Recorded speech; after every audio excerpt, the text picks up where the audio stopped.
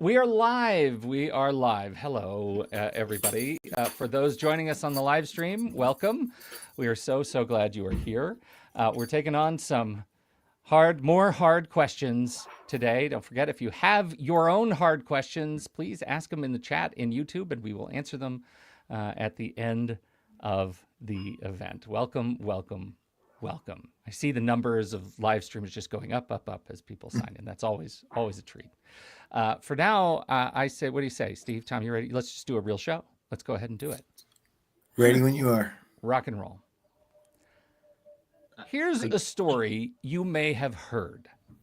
There once was a well-intentioned CEO who threw a summer party for their team. There was barbecue, there was music, there was, of course, alcohol. And by Monday morning, there were also 3 HR reports, a sprained ankle, and an awkward question from payroll. Was that on the clock? This is what we do as human beings. We create culture. We gather, we celebrate, we encourage people to be themselves. But somewhere between intention and outcome, things get complicated.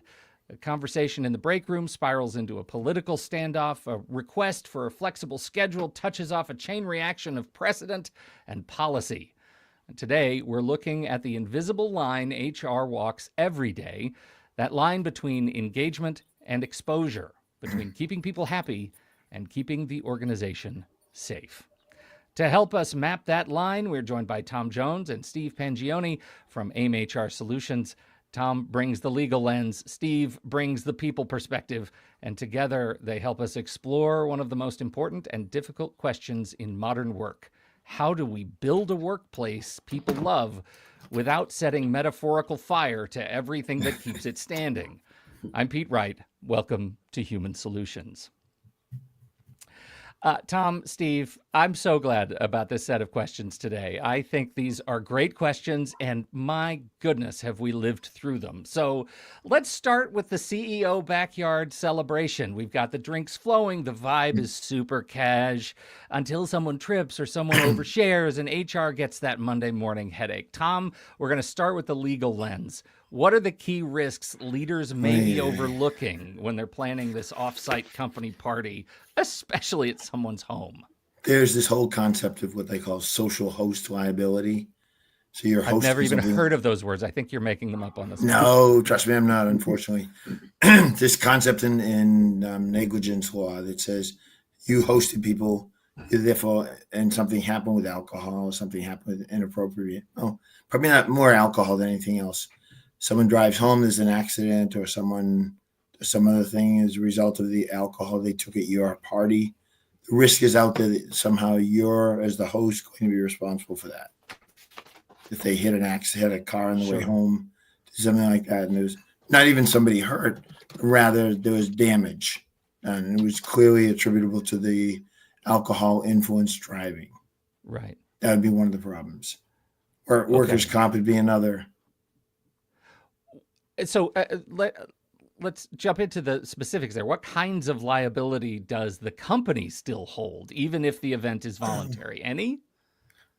Well, that helps. If it's voluntary, I mean, I think Steve will talk about this in a minute, but if it's voluntary, that helps minimize some of the consequences, because you can at least push people toward the idea of saying you were free to come, you were free not to come. Yeah. It minimizes some of the issues around workers' comp, around other situations, but turn over, let Steve go on, build on that if he wants. All right, Steve, what do you got? Steve, how's it going? Can you hear me? No. Steve is frozen thoughtfully at this point. Yeah. Well, as long as Steve is frozen, do you want to jump in a little bit more detail for us? Sure. I mean, you want to try and make things like this voluntary. You want to make it clear to people up front it's voluntary. Steve, you back? Yes, I am. Thank you. Oh, there you go. Right. Did you hear my question or Pete's question? I did not, unfortunately. we were talking about the nature of the voluntary gathering at the CEO's place, and what kind of liability does the company still hold even if the event is voluntary? And Tom just wanted to abdicate all responsibility, and he tossed immediately to you.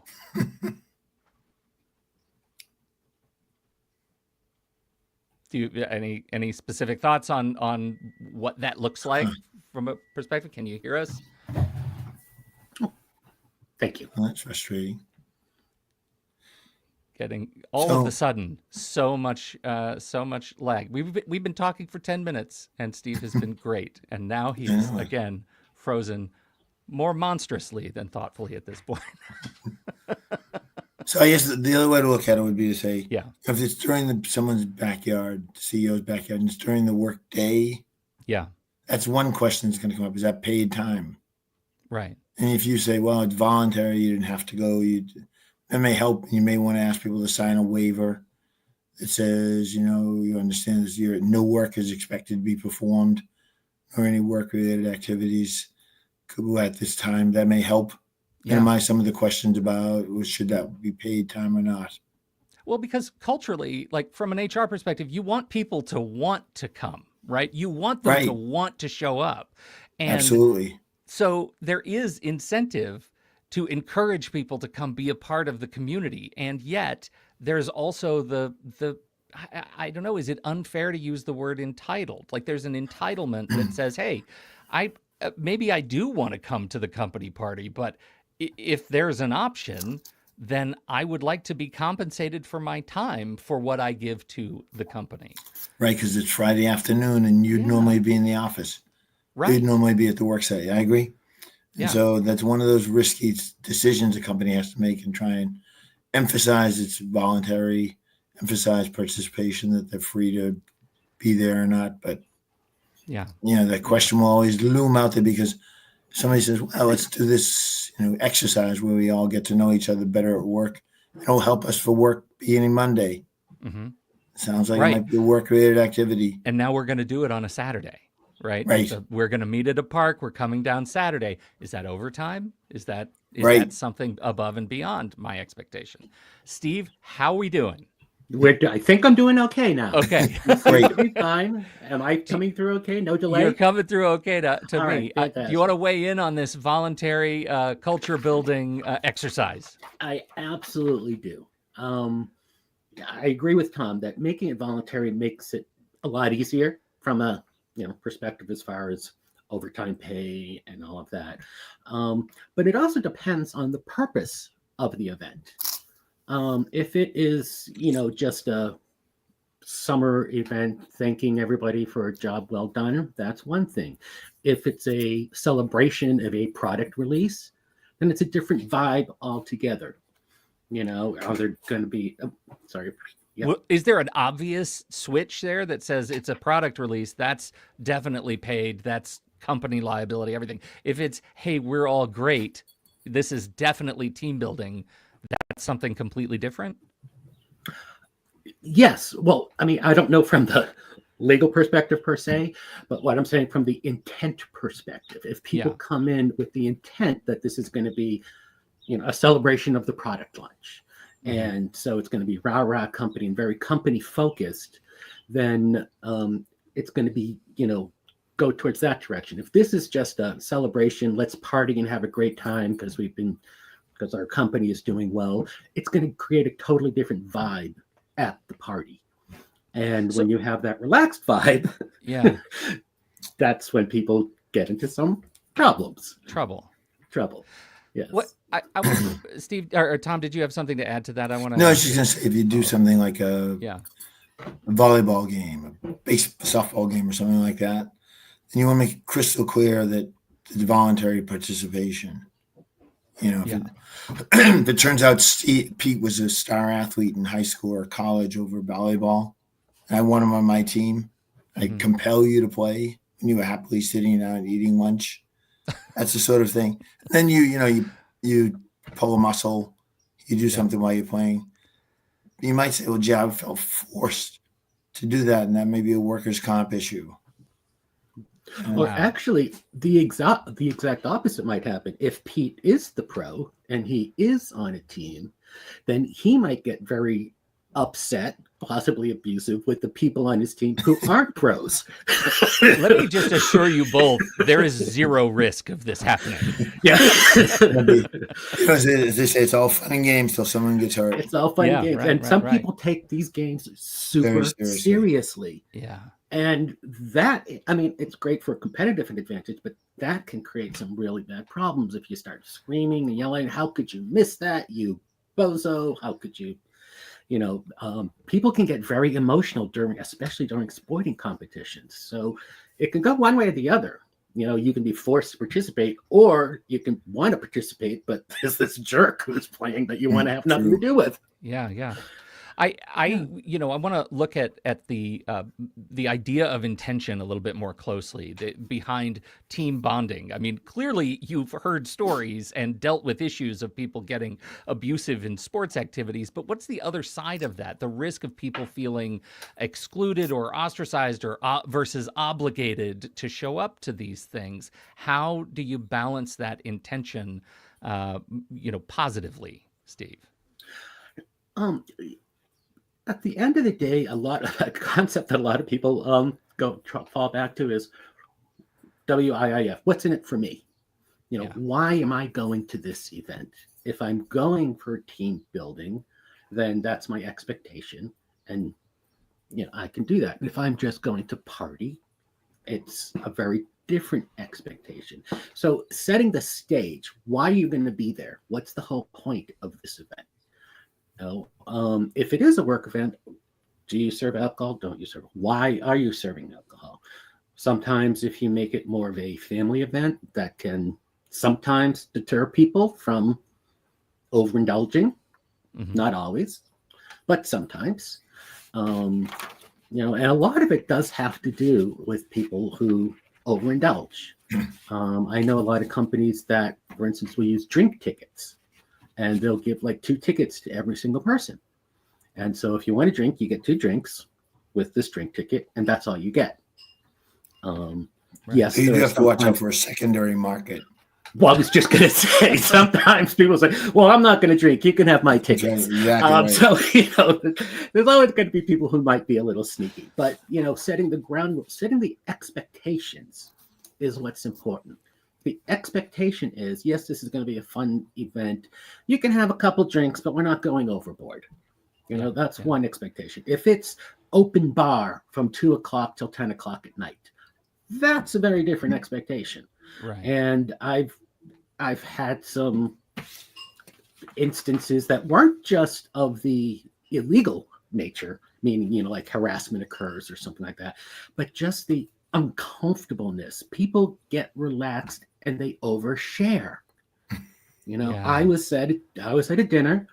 It was open bar. By the time we actually sat down for dinner and the first course was served, it was salad. And the person next to me said, "No, I don't want it. Thank you." And the person next to him said, "Oh, you're not much into greens, huh?"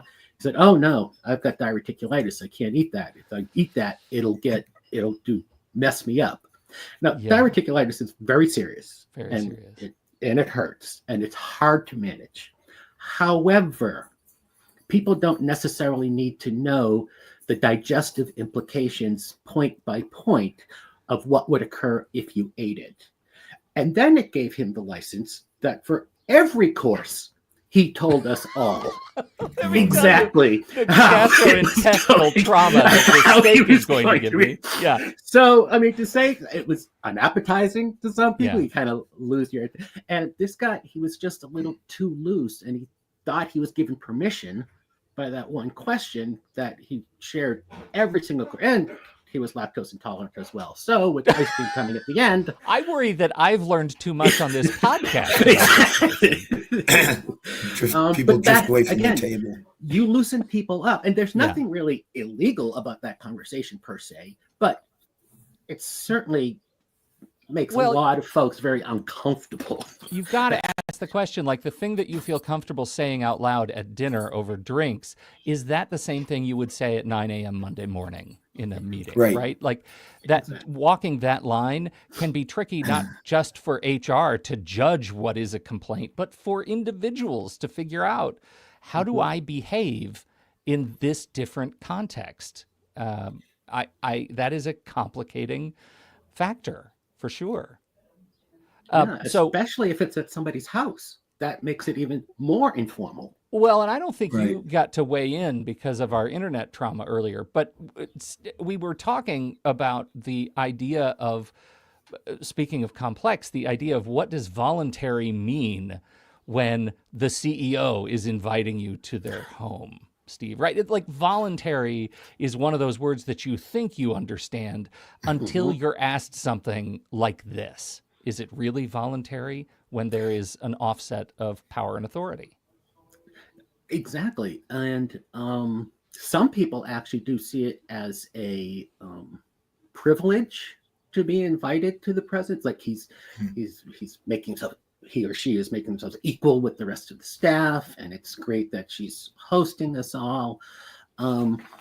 But on the other hand, there can be pressure. Oh my God, the CEO invited Yeah. me to a party. How can I say no? What is she going to think of me if I say no? That causes a lot of anxiety even before you walk in the door. And Yeah. if you're anxious, sometimes people will run to alcohol to reduce their anxiety. And then it causes a whole other set of challenges. So let's look at guidance then on this particular question as we wrap this up. What guidance do you offer for organizations from HR and from the legal perspective who really are trying to build authentic engagement through these sorts of events without opening a legal can of worms? I can go. Go ahead, Go Steve, for it. and Yeah, then go pick for up. it, Steve. Take a shot. Okay. Yeah, I was going to say, set expectations appropriately. Let them know clearly ahead of time what is expected, what is going to happen, what is going to occur. Definitely, you need to send out those reminders. Understand that you're still with coworkers, so if you say anything, if you do anything, you have to cover your bases from a legal perspective and tell people ahead of time. These are our expectations. This is how we expect you to behave. Then it makes it a little easier. If people don't behave, you can say, well, we told you, Yeah. and you went ahead and did it anyway. So we set the ground rules. You broke the ground rules. So Yeah, now we've right. got to talk. Try and avoid risky venues. So, like the CEO has a house, and in the backyard there's a swimming pool. Yeah. Are you expecting people to get dressed in bathing suits to swim together as Oh, coworkers? that's off limits. Right. So you want to make clear boundaries. Back to Steve's point, maybe you draw a bright line to say, this is expected, this isn't, this is expected. If you can invite families, sometimes that helps. Mhm. Yep. And Trust me, sometimes no it may one not wants be to be in a appropriate. bathing suit. Sometimes that's inappropriate because of Yeah, function, whatever it is. But absolutely. maybe Yeah. I'd also put a clear start and finish time from 2 to Okay. 5, from Here's 3 to when 6 things when close we're up. doing this. So Yeah. by 6, if that exists, then the HR person going on at 5:30 probably suggests that everyone's going to start wrapping up Mm-hmm. and move it along. So back to Steve's main point, bright lines, I think, make a huge difference. the code of conduct that we have at work, is that a thing we need to remind people of, that we have this code of conduct, you signed, that you agreed to it, it's still in force, whether it's a social gathering for work or whether it's a product launch party for everybody? Absolutely. That's why I Safe said send out those reminders. guidelines ahead Yeah. of time, that you're still with coworkers, you still have to behave Yeah. Okay. appropriately. But you can still have fun, Yeah. you Okay. know, you just got to behave. Let us transition to topic 2, shall we? And this, I think, leans into some of the ancillary issues we were talking about in the first question. We're talking about protected speech at work. The line between free expression and workplace disruption is thinner than ever vis-a-vis diverticulitis, clearly.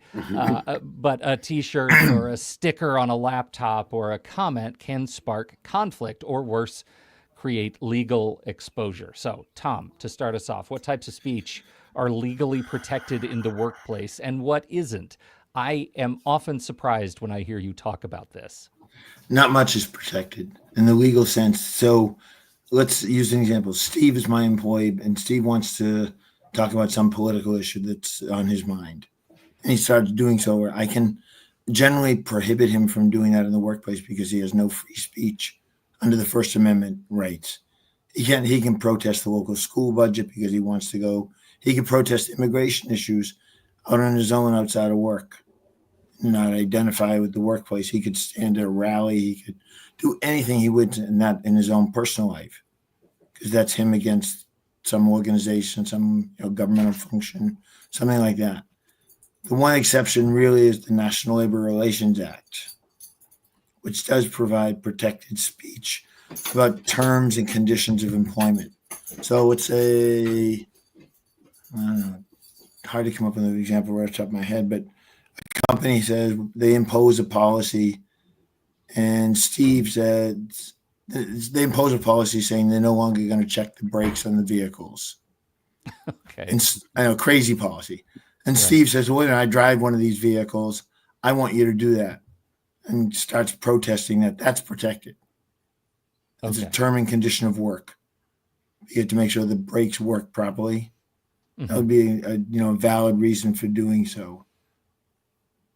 Okay, So that one of the explicit points in this question was clothing. Can an employer prohibit political dress or symbols on the job? Where is the line there? I'm imagining someone who says, I'm coming to work and I'm wearing the expected garb of the job. Maybe I'm wearing a suit. Maybe I'm wearing a jumpsuit for working in a factory, but I'm wearing maybe a pin that supports one party or one issue or another. It's tasteful, and yet I'm speaking my individuality and my belief. Where's the line there? Just about that. The pin comes off at work. As long as Pin you're comes off at consistent. work. If you're consistent, if I let Steve do it, but I don't let you, that's a problem. Okay. That's a real problem by the company. You've got to be consistent across the board and say, you can't wear, there was a case here in Massachusetts out of the Black Lives Matter movement when George Floyd was killed years ago. Mm-hmm. And there was a great deal of protest about Black Lives Matter and people wearing masks at work or T-shirts. There was a big court case in Massachusetts involving Whole Foods, the food company, and people had on masks, what have you. And the courts came back saying that no, that was not protected speech. The company could ban that. Okay. So it sounds like my next question for Steve was around HR sort of gray zones in this area. But Steve, it sounds like, according to Tom, there aren't that many gray zones.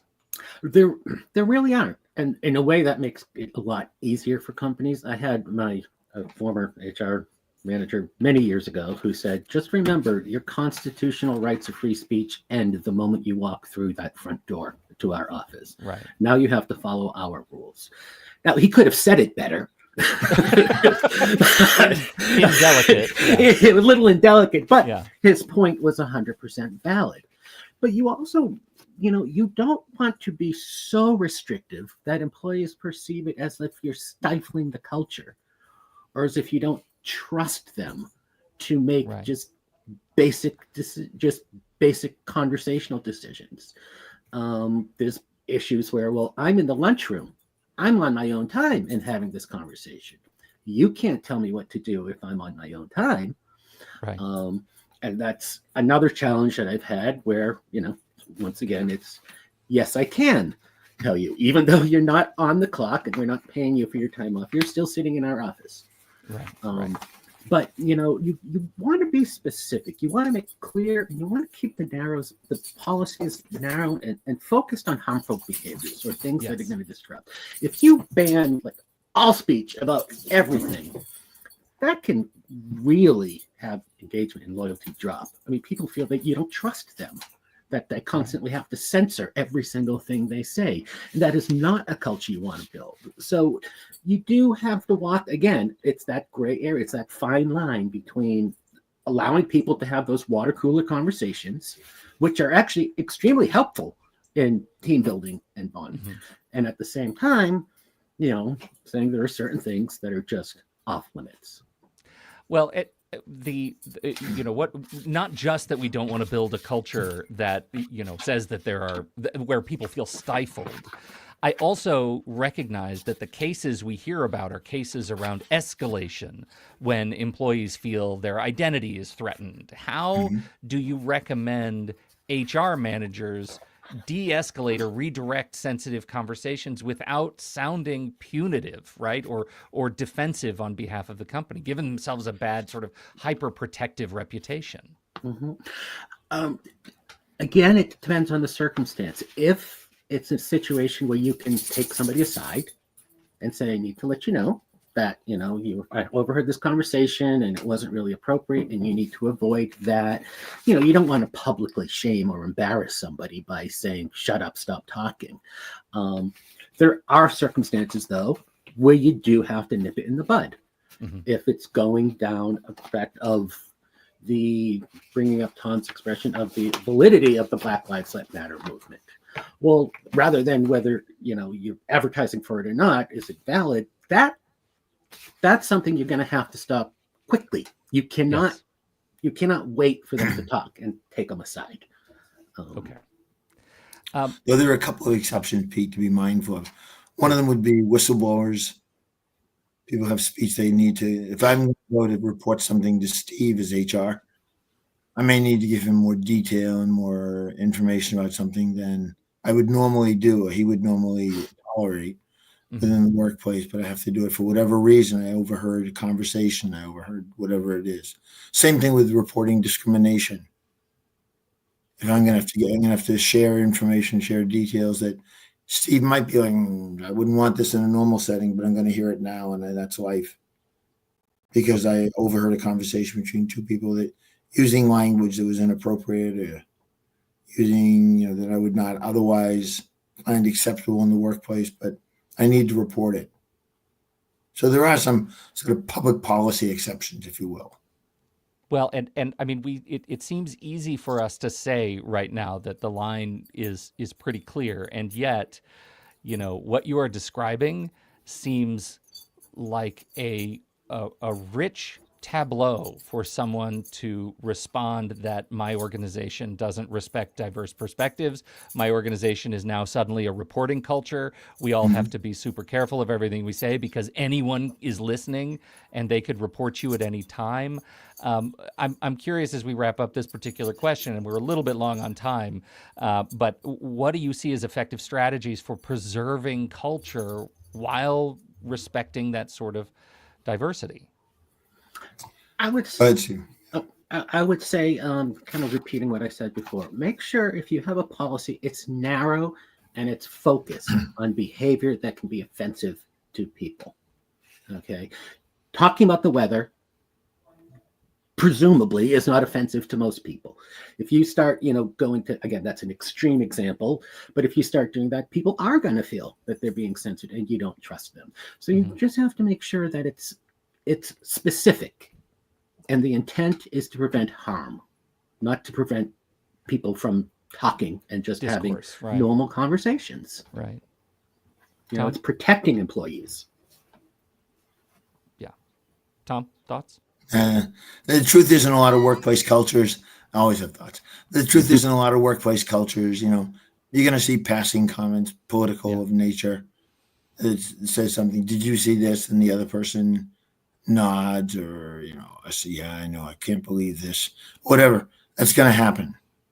It's when it becomes dumb. If I say I'll no longer work with Steve because I don't like his politics, that's a problem. That's where companies really get concerned, is that I don't pay Steve and Tom to work, to be politically arguing. I pay them to do a job as an employer, and that's where they're trying to act to Steve's point about a fine line. Yeah.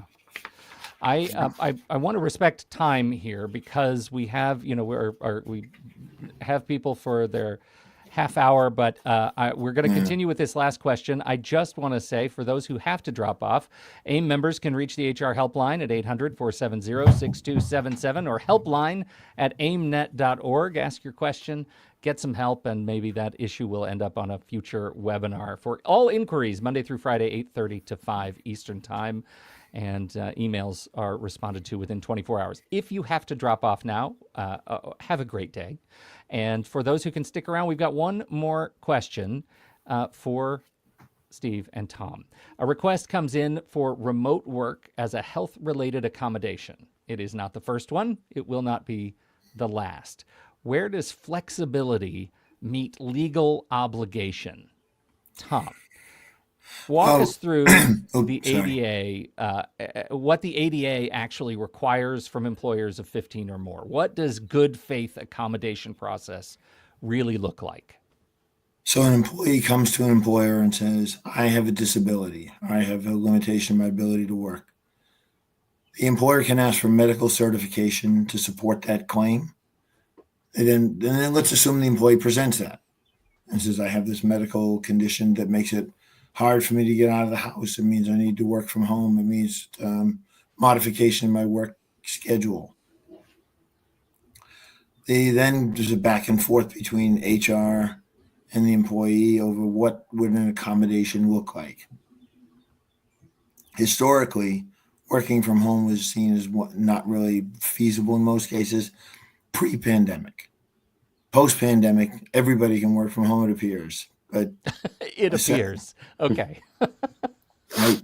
There's still issues about supervision on that, but it's much more likely that someone could come up with an accommodation saying you need to be able to work from home or remotely, and to protect, to avoid any more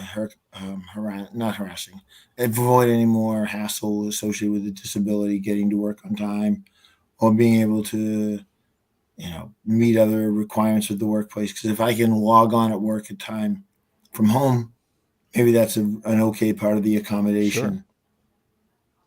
Sure. I have the technology to do it. It works. Right.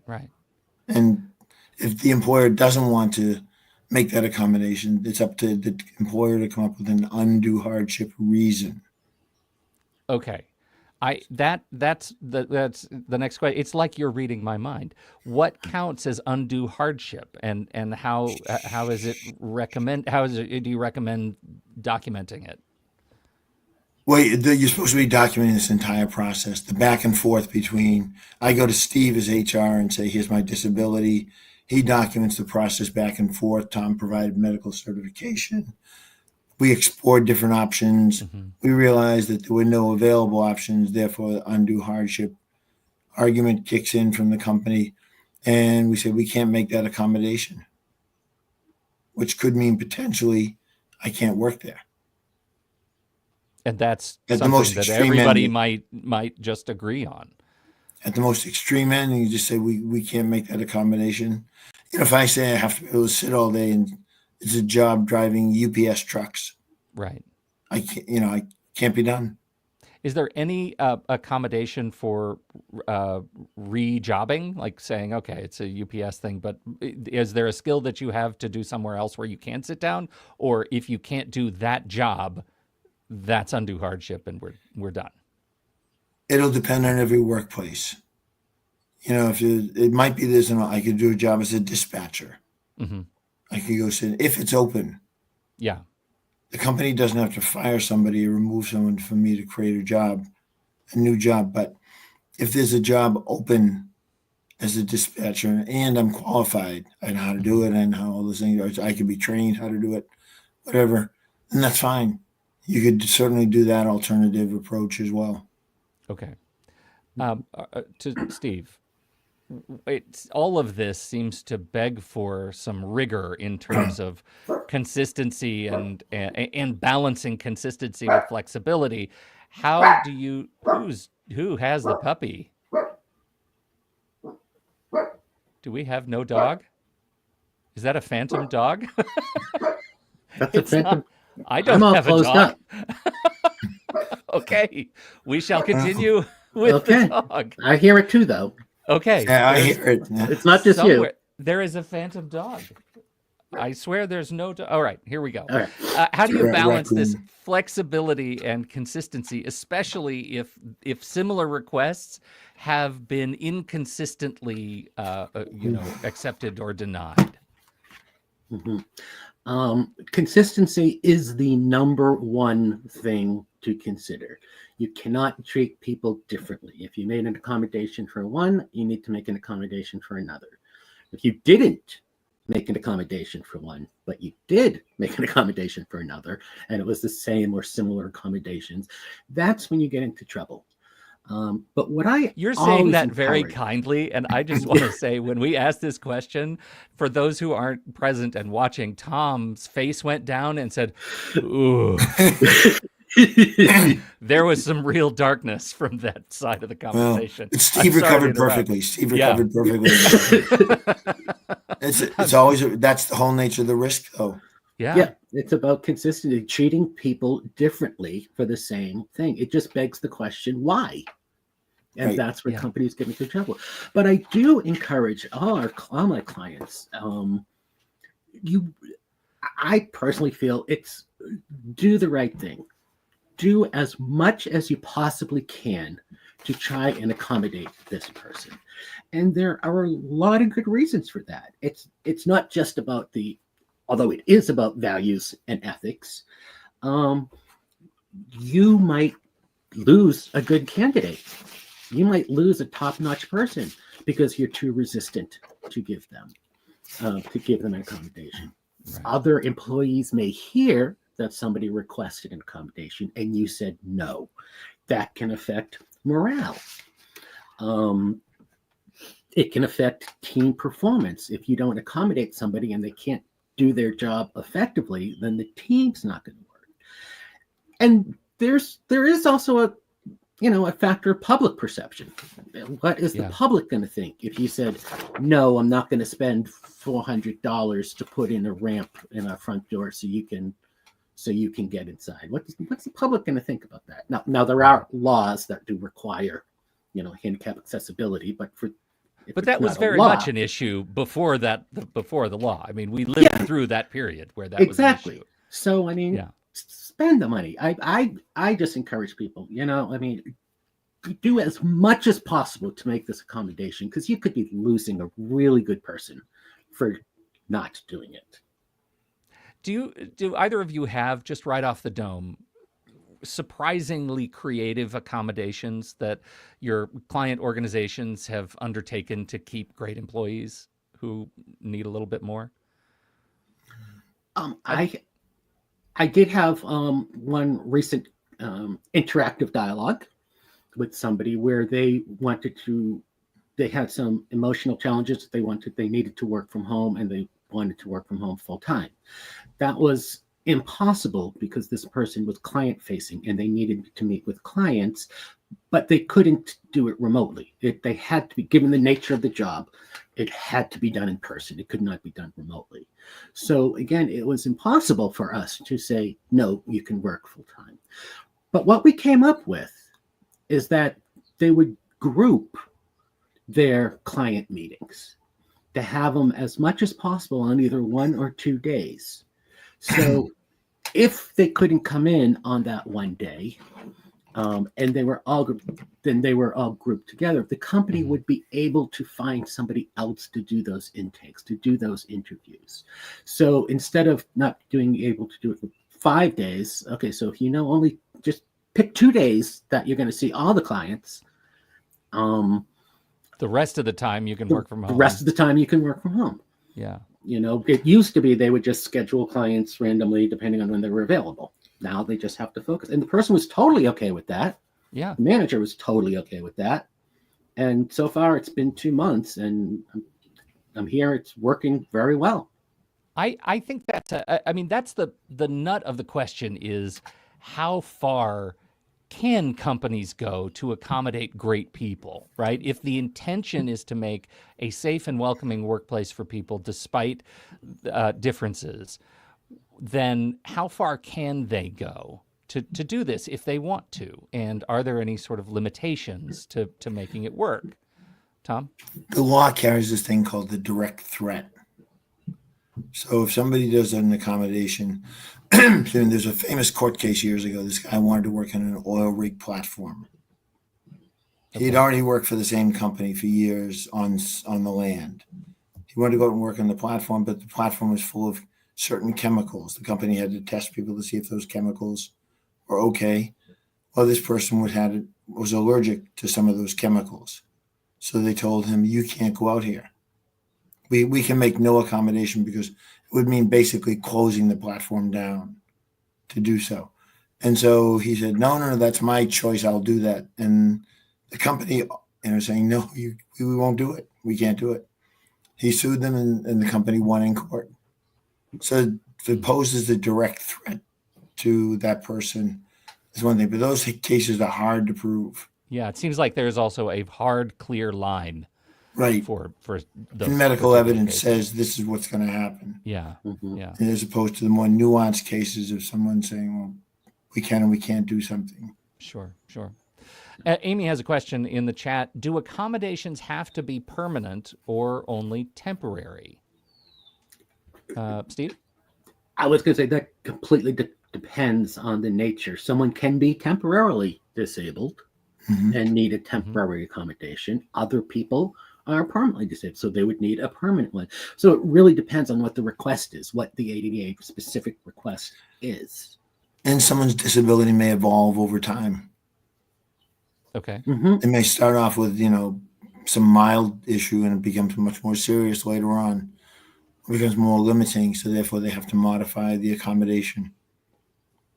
Okay. It's really keep the door open to the discussion. Yeah, right.